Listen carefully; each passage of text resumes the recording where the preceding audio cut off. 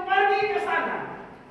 Sebetulnya di sana terlalu banyak ladang untuk kita bisa melayani. Namun sebelum kita terjun ke ladang pelayanan, ataupun kita sekalian yang sedang berada di dalam pelayanan, maka ada beberapa hal yang saya ingin bagikan kepada kita sekalian. Bagaimana supaya kita bisa berdampak kepada orang lain? Maka kita harus perlengkapi diri kita sendiri dulu. Yotam menjadi kuat kedudukannya karena ia mengarahkan hidupnya kepada Tuhan. Maka hal pertama untuk kita bisa menjadi kuat sesuai dengan firman Tuhan ini, yaitu kita harus kuat iman. Kuat iman kepada Tuhan. Jangan sampai waktu kita ada di sini itu hanya teori semata, tapi tidak memiliki pengalaman nyata atau tidak punya kesungguhan dengan Tuhan, tidak punya iman yang benar kepada Tuhan.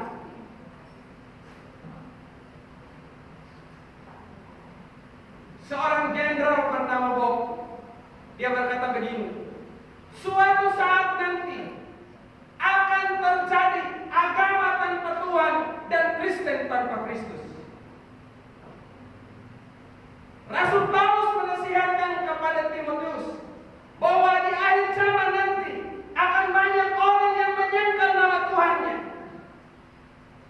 Saya melihat di dalam pelayanan ada begitu banyak orang yang lulusan sekolah teologi, tapi ternyata mereka menjadi orang yang menyangkal Tuhan Allahnya. Saya berharap kita sekalian supaya teguh keyakinan kita kepada Tuhan. Semakin hari kita semakin membangun keintiman dengan Allah lewat doa, pujian dan penyembahan kita. Saya teringat dulu waktu saya masih SPTB. Setiap kalau kita selesai belajar, ada teman-teman yang lain mungkin pergi kemana lah, saya juga tidak tahu karena saya tidak ada dulu. Tapi saya selalu belajar untuk bisa berada di perpustakaan, belajar dan berdoa. Dan itu selalu saya lakukan ketika saya berada di tempat pelayanan. Dan itulah yang membuat saya tetap kuat, tetap bertahan di dalam pelayanan meskipun begitu banyak tantangannya. Karena saya selalu mendapatkan kekuatan yang baru dari Tuhan. Ketika kita semakin dekat dengan Allah, Tuhan akan semakin melimpahkan kekuatan yang baru kepada kita sehingga kita mampu menghadapi segala tantangan kehidupan. Jadi kita harus menjadi orang yang tetap kuat imannya. Terus bergantung pada Tuhan. Ada 4 tipe orang yang ada dalam dunia ini. Dan keempat tipe ini kita mungkin berada di dalamnya dan pasti ada. Tipe yang pertama, ada orang kalau dia susah cari Tuhan, tapi kalau dia sukses tidak cari Tuhan. Ada orang kalau dia sukses cari Tuhan, tapi kalau dia susah tinggalkan Tuhan. Ada orang entah dia susah entah dia sukses dia tetap tidak peduli sama Tuhan. Tetapi orang yang bergantung pada Tuhan, baik kala dia susah maupun dia sukses, dia tetap berserah kepada Tuhan. Sebagai seorang teolog, sebagai pemuka agama, maka marilah kita senantiasa bergantung kepada Dia. Yang kedua, karena saya tahu yang ada di sini adalah para ahli, jadi saya tidak perlu panjang-panjang dalam khotbah. Lebih cepat, lebih baik. Ada istilah bilang begini, ikan gabus dengan ikan cepat, lebih cepat, lebih baik. Kalau ngomong jangan bertele-tele seperti ikan lele. Yang kedua, kita harus kuat ilmu dan keterampilan. Kuat imannya, kuat ilmu dan keterampilannya. Di antara saudara yang ada di sini, saya adalah orang yang pendidikannya paling rendah. Saudara mau tahu? Saya hanya pegang ijazah asli itu ijazah SD. Ijazah SMP-nya paket B. Maka SMA-nya juga pasti paket C. Tapi bersyukur STT terpadu terima orang yang paket C seperti andaikan STT terpadu tidak menerima aku, maka tidak mungkinlah kita bersama di sini.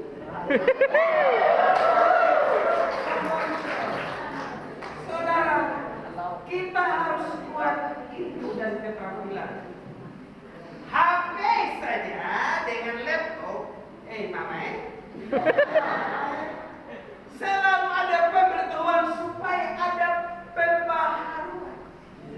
Jadi jangan berpikir wah saya ini adalah lulusan sekolah tinggi teologi terpadu dan saudara sejalan sambil memegang ijazahmu dan berpikir engkaulah yang maha tahu. Kita harus senantiasa belajar. Belajar sepanjang hayat. Demikian kata Pak Menteri.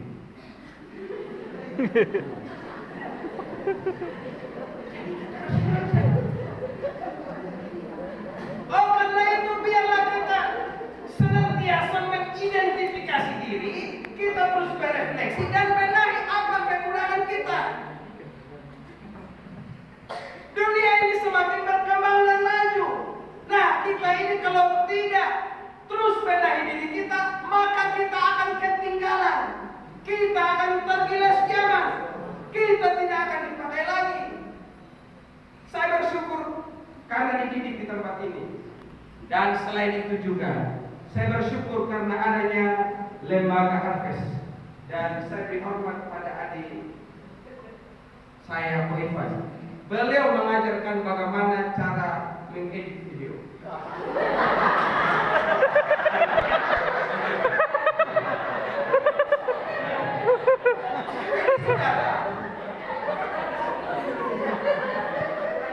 Dulu, beliau mengajar kami bagaimana mengedit video, termasuk adik Hosea. Dan itu merupakan modal bagi saya di dalam pelayanan.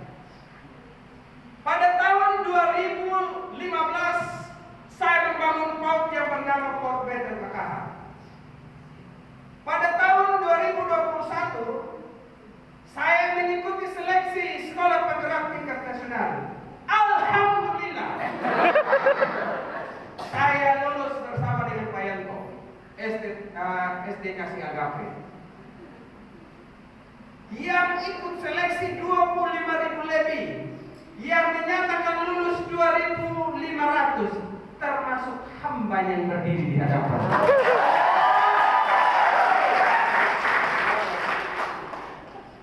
Saya melihat pertolongan Tuhan tak sebatas sampai di situ. Tahun 2022, maafkan nih, bukan menyombongkan diri, tapi semoga memotivasi saudara dan dijauhkan Tuhan kalau saya menyatakan semua ini. 2022 saya mengikuti seleksi sebagai narasumber berbagi praktik implementasi kurikulum Merdeka. Puji Tuhan, saya juga dinyatakan lulus.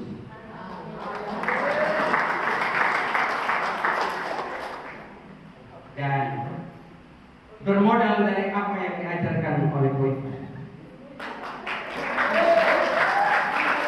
Pada bulan Juni kami mengikuti seleksi dan disuruh untuk berbagi praktik baik.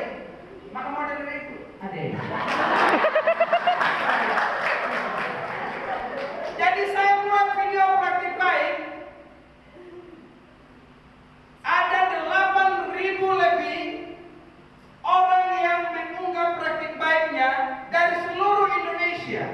83 orang dinyatakan lulus, tapi 43-nya lulus bersyarat, tetapi 40 orang itu lulus tanpa syarat, termasuk hambanya itu.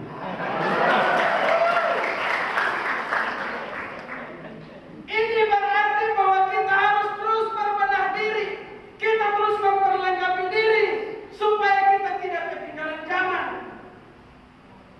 Makanya saya senang dari visi misi dari STT terpadu ini, harus jago teknologi. Karena kalau seorang tidak tahu yang namanya teknologi, maka selesailah riwayatmu sampai di sini. Saya mengucapkan turut berduka cita. Karena engkau tidak akan mungkin dipakai, engkau akan dibuang. Jadi adik-adik nona, saya senang kalau dalam TikTok itu engkau sudah belajar goyang lain. Karena itu merupakan modal awalmu untuk bisa berkembang.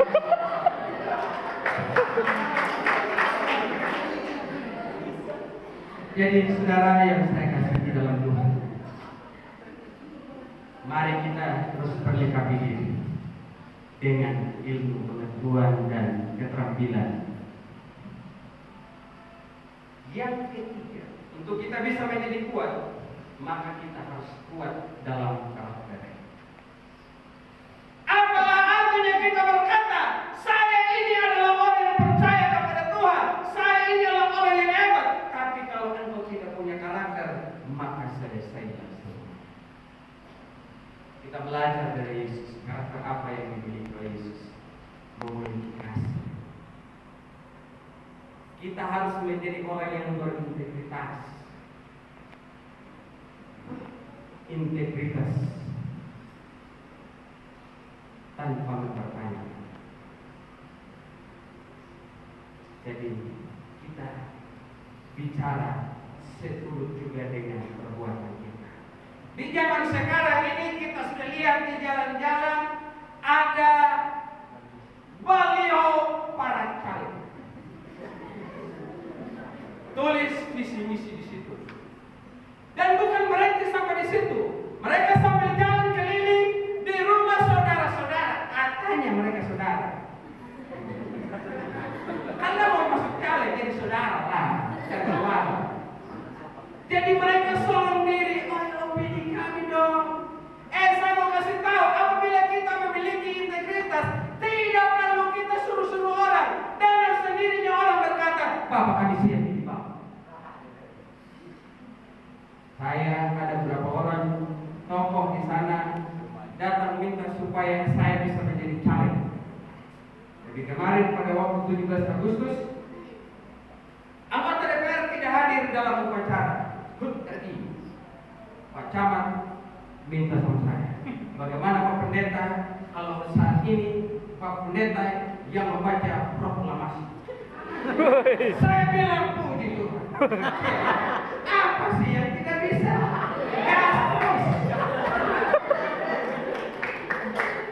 Saya baca proklamasi, setelah itu selesai upacara, ada orang-orang datang kepada saya.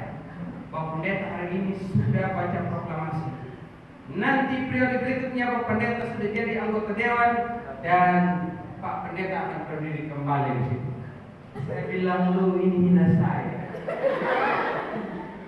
Saya ini sudah rakyat, kok kasih turun saya jadi wakil rakyat.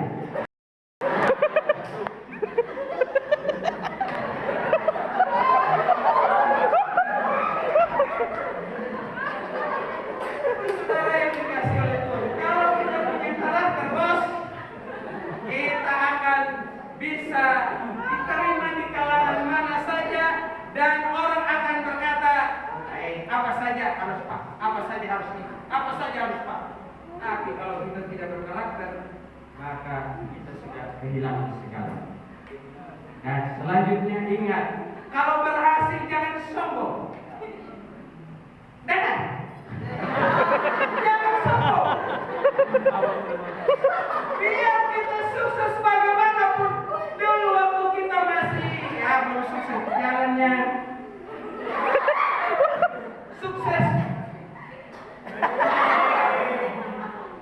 Kalau ada yang sama dulu kita lihat teman, hai bro. Tapi kalau sukses, halo bapak. Lu apa nomornya? Ingat.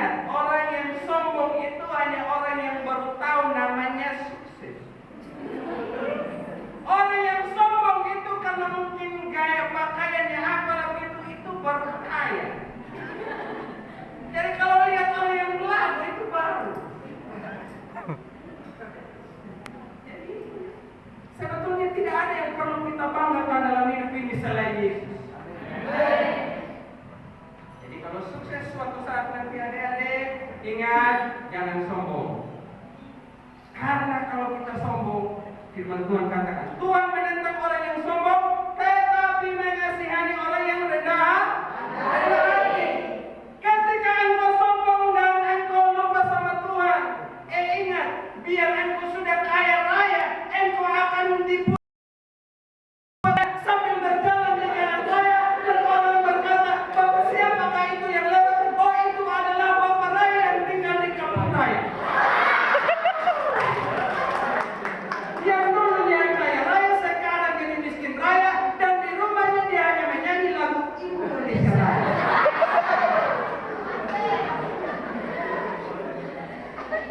Jadi ingat, sombong itu tidak ada gunanya. Jangan sombong. Hanya sombong dengan penampilannya, ganteng cuma sementara. Saya dulu ini ganteng apa itu? Ganteng. Tapi sekarang orang sudah mulai nyanyi hitam putih fotoku. Saya pikir mereka nyanyi lagu nostalgia, tapi lihat kepalaku yang sudah hitam putih. Jadi tidak ada yang dibangun. Cantik juga begitu. Semuanya sementara. Umur 40-an tertela. Biar kita pakai perhiasan apa segala macam, tetap begitu. Jadi apa yang kita sombongkan kalau kita? Semua hanya kalah. Jadi 3 hal ini Bapak Ibu yang harus kita lakukan untuk kita bisa berdampak pada orang lain. Yang pertama, kuat imannya. Yang kedua, kuat ilmu dan keterampilannya. Yang ketiga adalah kita harus kuat karakter. Maka kita bisa membangun satu dengan yang lain. Saudara suka orang yang sombong atau tidak?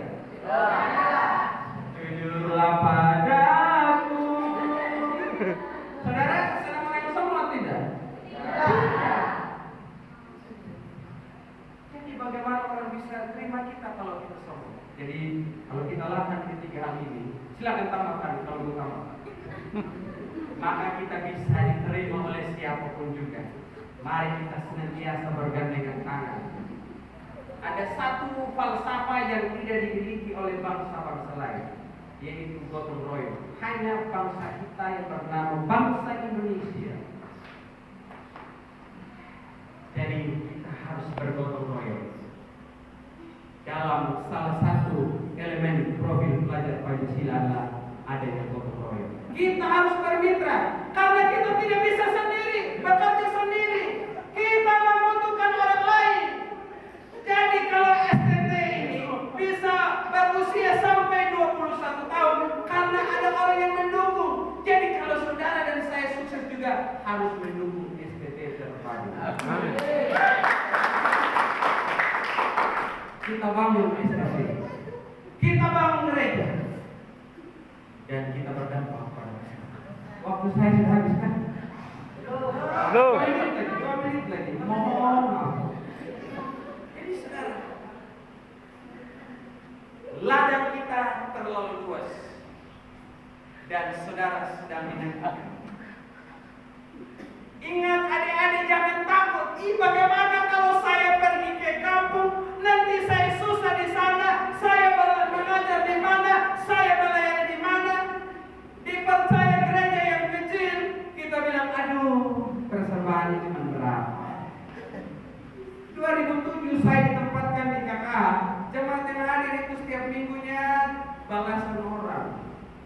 2012 setelah saya masuk STT, saya punya mimpi besar. Suatu saat nanti jemaat harus 500 orang dan memiliki 3 pos dan bangun gereja terbesar dan termegah di wilayah selatan. Itu mimpi saya. Karena masuk di STT. Mungkin kalau saya tidak masuk di sini, saya tidak dibawa punya mimpi sebesar itu. Puji Tuhan. 2022, tepatnya pada tanggal 29 Desember, gereja saya diresmikan dan terbesar dan termegah di wilayah selatan. Kalaupun ada yang lebih besar tapi belum megah,